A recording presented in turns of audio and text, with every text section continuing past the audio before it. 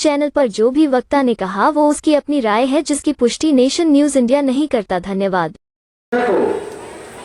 समता, स्वतंत्रता, बंधुता, न्याय, प्रज्ञा, शील, करुणा और मैत्री का मार्ग दिखाने वाले तथागत भगवान बुद्ध और हमारे हजारों साल की गुलामी को तोड़ने वाले डॉक्टर बाबा साहेब अम्बेडकर सहित समाज के सभी महापुरुषों के चरणों में कोटि कोटि नमन करते हुए मंचासीन सभी अतिथिगण और सभी क्रांतिकारी अम्बेडकरवादी साथियों, सभी को क्रांतिकारी जय भीम, विनम्र नमः बुधाए। आज हम लोग संविधान जागरूकता सप्ताह, संविधान जागरूकता महासम्मेलन मना रहे हैं। तो संविधान का वितरण भी किया। ये संविधान है क्या? इस इतने मोटे संविधान को आम आदमी नहीं पढ़ेगा और उसकी भाषा उसको समझ में नहीं आएगी, लेकिन जिसने संविधान की इस प्रस्तावना को पढ़ लिया वो समझ लो वो संविधान को जान गया। लग रहा है लोगों का सुनने का मूड कम है, लोग उठ के खाने की तरफ जा रहे हैं, लेकिन फिर भी जो लोग सुन रहे हैं उनको निराश नहीं करूंगा। मैं अपनी बात को रखूंगा जरूर। आजकल आप देख रहे होंगे पिछले 2-3 सालों में कई प्रकार के नए नए कथावाचक आ गए। एक तरफ हम लोग संविधान जागरूकता महोत्सव मना रहे हैं, लेकिन खुलेआम बड़े बड़े पंडालों में वो कथावाचक कथा करते हुए कहते हैं संविधान को बदलो, हमको हिंदू राष्ट्र बनाना है। मैं पूछना चाहता हूं भारत के प्रधानमंत्री जी से, मैं पूछना चाहता हूं भारत के गृह मंत्री जी से, मैं पूछना चाहता हूं देश के सभी राज्यों के मुख्यमंत्रियों से, जो कथावाचक खुलेआम संविधान को बदलकर हिंदू राष्ट्र बनाने की बात कर रहे हैं, क्या यह संविधान का विरोध नहीं है? क्या ये देश का विरोध नहीं है? भारत विविधताओं का देश है।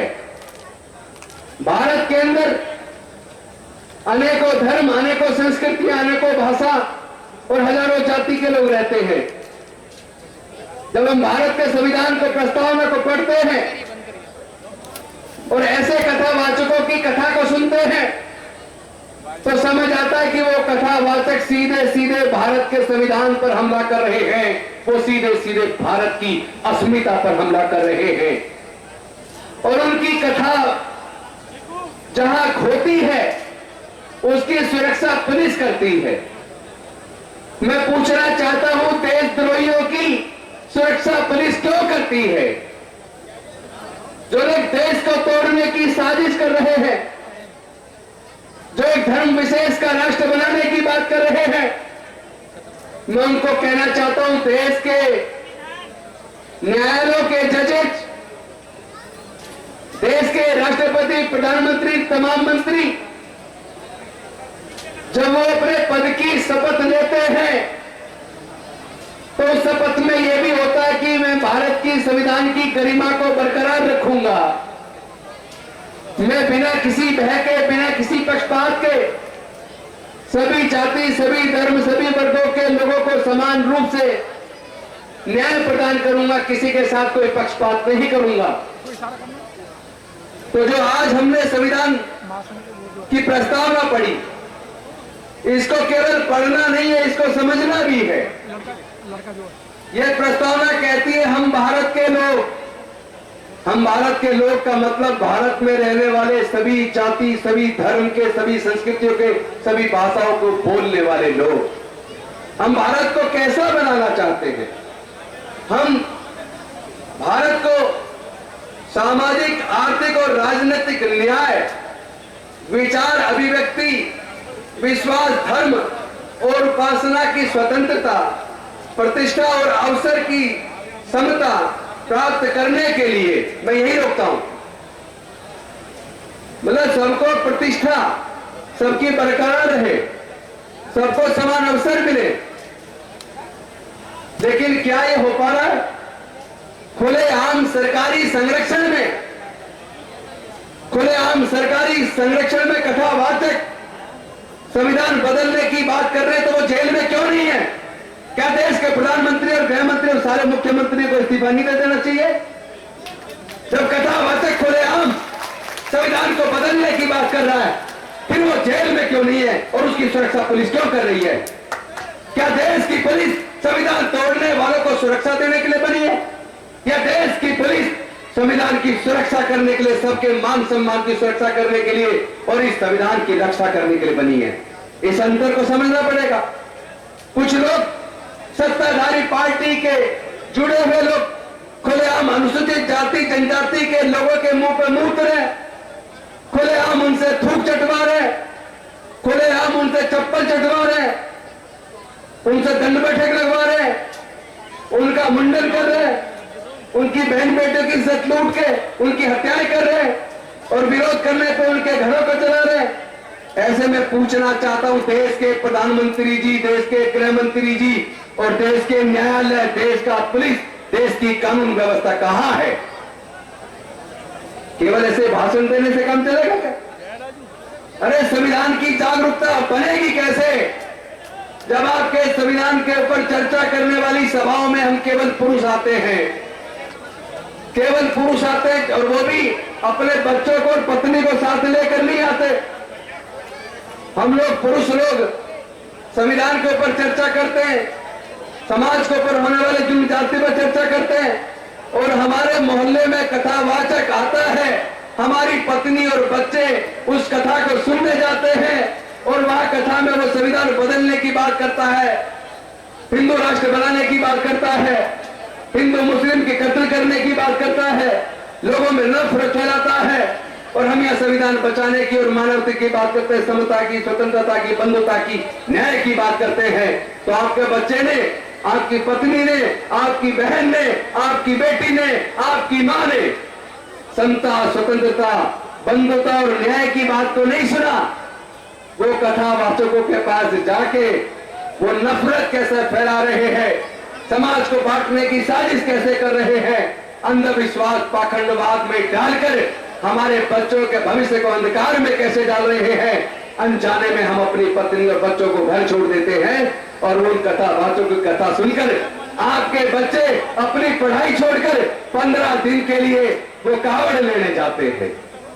अपनी पढ़ाई छोड़कर आपके मजदूर लोग अपनी नौकरी छोड़कर 15 दिन के लिए 10-15 हजार रुपए खर्च करके कर्ज लेकर वो लोग कावड़ लेने जा रहे हैं। जब आपके घर के बच्चे कावड़ लेने जाएंगे तो संविधान बचेगा कैसे? संविधान केवल बात करने से बचने वाला नहीं है। मेहनत कश लोग जो 18-18 घंटे काम करते हैं उनको भरपेट खाना नहीं मिलता। जो लोग एसी दफ्तरों में बैठते हैं, जिनके बड़े बड़े उद्योग धंधे हैं, बड़ी बड़ी इंडस्ट्रियां हैं, जो बड़े बड़े कुर्सियों पर बैठे हैं, अधिकारी हैं, उनके बच्चे तो कावड़ लेने नहीं जाते। उनके बच्चे तो विदेश में पढ़ने जाते हैं, उनके बच्चे कॉलेज में पढ़ने जाते हैं, उनके बच्चे IAS IPS बनने की कोचिंग ले रहे होते हैं, और आपके बच्चे धर्म की रक्षा का ठेका लेते हैं।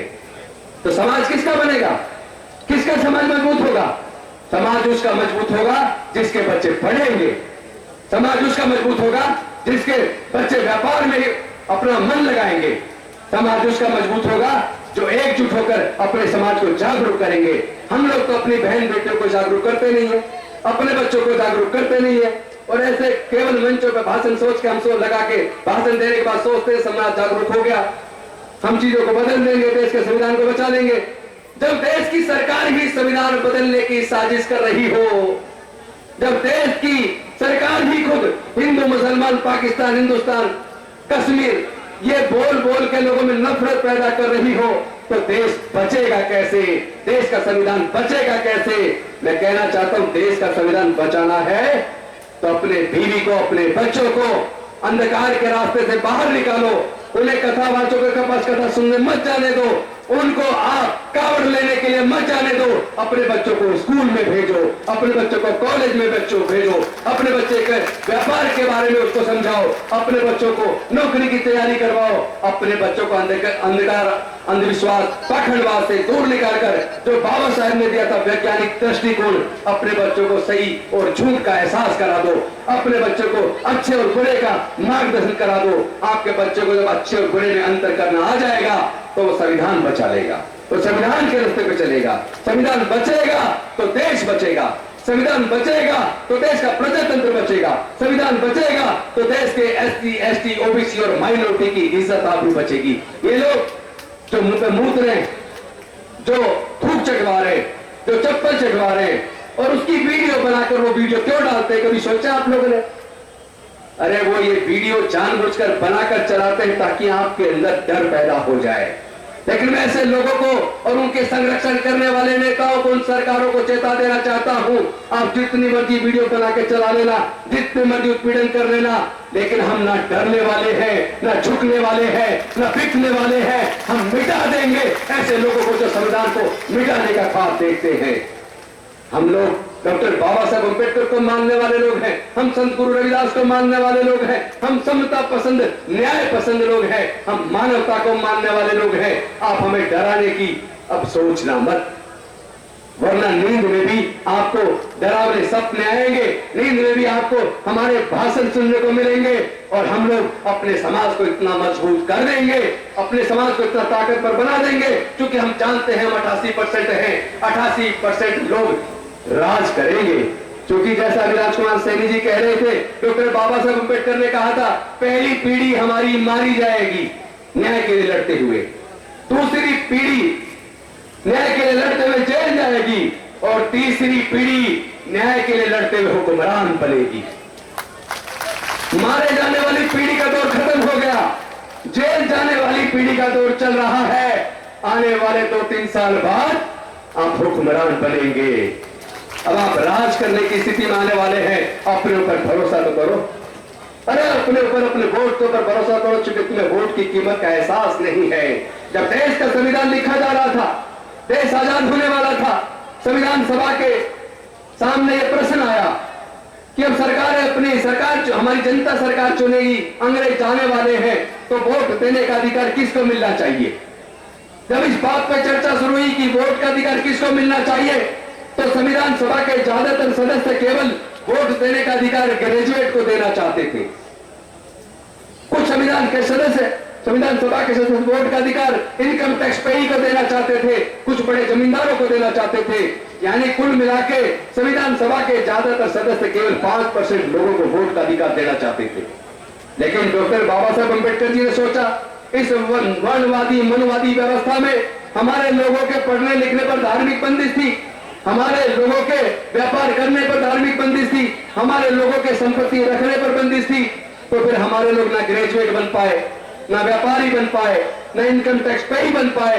तो इसका मतलब ये संविधान सभा के सदस्य देश के अनुसूचित जाति, जनजाति, पिछड़े वर्ग और गरीबों को, मजदूरों को, किसानों को, महिलाओं को वोट का अधिकार देना नहीं चाहते। लेकिन डॉक्टर बाबा साहब अम्बेडकर अपने बुद्धि और विवेक से, अपने तर्क से पूरी संविधान सभा को यह बात मानने के लिए मजबूर कर दिया कि भारत में वोट देने का अधिकार केवल इनकम टैक्स पेई को नहीं, केवल ग्रेजुएट को नहीं, केवल बड़े व्यापारियों को नहीं, केवल पूंजीपतियों को नहीं, बल्कि भारत में रहने वाले सभी लोगों को वोट का अधिकार समान रूप से मिलेगा और हर आदमी की एक वोट होगी और हर वह व्यक्ति की वोट की कीमत बराबर होगी। लेकिन हमने गलती क्या की?